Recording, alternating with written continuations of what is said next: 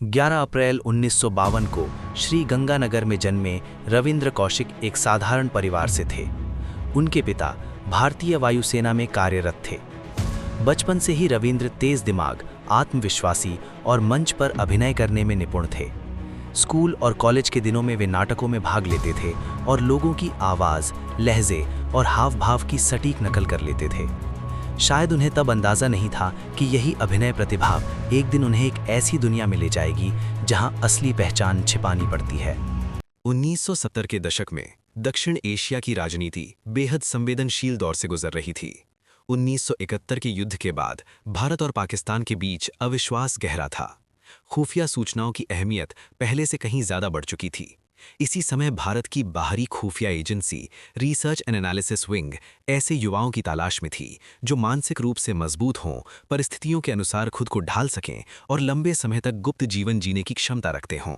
रविंद्र कौशिक की अभिनय क्षमता और व्यक्तित्व ने एजेंसी का ध्यान खींचा। उन्हें एक ऐसे मिशन के लिए चुना गया जिसमें जोखिम असाधारण था।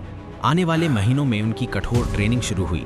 उन्हें उर्दू भाषा में दक्ष बनाया गया, इस्लामी रीति रिवाजों की गहरी समझ दी गई और पाकिस्तानी समाज की बारीकियों से परिचित कराया गया। ये केवल प्रशिक्षण नहीं था, ये एक नई पहचान गढ़ने की प्रक्रिया थी। सबसे बड़ा फैसला था अपनी पुरानी पहचान को पीछे छोड़ देना। उन्होंने एक नई पहचान अपनाई, नबी अहमद शाकिर। ये बदलाव केवल नाम का नहीं था, बल्कि जीवन के हर पहलू का था। धर्म परिवर्तन, सामाजिक आचरण, बोलचाल, सोचने का तरीका, सब कुछ बदलना पड़ा। ये त्याग व्यक्तिगत भी था और भावनात्मक भी, क्योंकि इसका अर्थ था परिवार और अतीत से दूरी। 1975 में लगभग 23 वर्ष की आयु में वे पाकिस्तान पहुंचे। वहां उन्होंने कराची विश्वविद्यालय में कानून की पढ़ाई के लिए प्रवेश लिया। ये कदम उनकी नई पहचान को मजबूत करने के लिए आवश्यक था।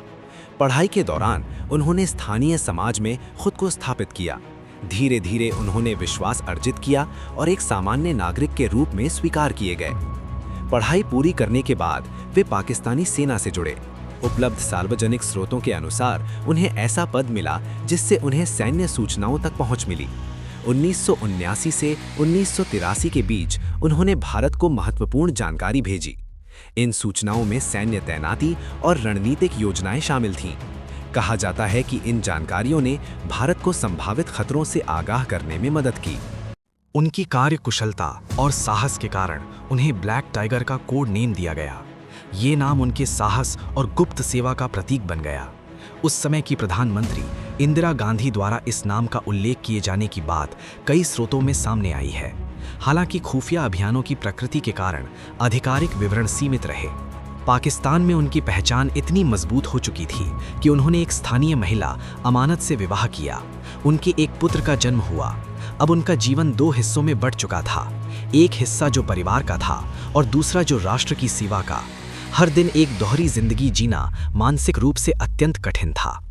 लेकिन गुप्त मिशनों में खतरा हमेशा साथ चलता है। 1983 में एक और भारतीय एजेंट पाकिस्तान भेजा गया, जिसका कार्य संपर्क स्थापित करना था। उपलब्ध जानकारियों के अनुसार वो एजेंट पकड़ा गया। पूछताछ के दौरान कथित रूप से रविंद्र कौशिक की पहचान उजागर हो गई। सितंबर 1983 में उन्हें गिरफ्तार कर लिया गया। गिरफ्तारी के बाद लंबी पूछताछ चली। 1985 में पाकिस्तान की सैन्य अदालत ने उन्हें जासूसी के आरोप में मौत की सजा सुनाई। बाद में ये सजा आजीवन कारावास में बदल दी गई। इसके बाद उन्होंने सियालकोट, कोट लखपत और मियांवाली जैसी जेलों में वर्षों बिताए। जेल जीवन कठिन था, स्वास्थ्य लगातार गिरता गया। उन्हें टीबी और हृदय संबंधी समस्याएं हो गईं। उन्होंने जेल से अपनी मां को कई पत्र लिखे। एक पत्र में उन्होंने लिखा, क्या बड़े देश के लिए कुर्बानी देने वालों को यही मिलता है। ये पंक्ति बाद में व्यापक रूप से चर्चित हुई। करीब 16 वर्षों तक कैद में रहने के बाद 21 नवंबर 2001 को मियांवाली जेल में उनका निधन हो गया। वे मात्र 49 वर्ष के थे। उनकी मृत्यु के समय भी उनकी कहानी पूरी तरह सार्वजनिक नहीं थी। भारत सरकार ने उनके मिशन की आधिकारिक पुष्टि विस्तृत रूप से सार्वजनिक मंचों पर नहीं की।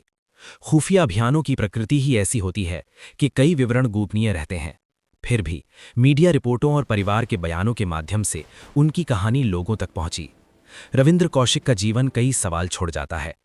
राष्ट्र की सुरक्षा के लिए किए गए गुप्त त्यागों का मूल्य क्या है?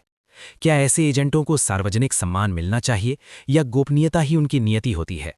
उनकी कहानी देशभक्ति, साहस और गुमनामी के जटिल मेल का उदाहरण है। उनकी कहानी हमें ये समझाती है कि राष्ट्रों के बीच संघर्ष केवल सीमाओं पर नहीं होते, वे परछाइयों में लड़े जाते हैं, जहां पहचान बदलकर, भावनाएं दबाकर और हर पल खतरे में जीते हुए लोग काम करते हैं। Ravindra Kaushik, black tiger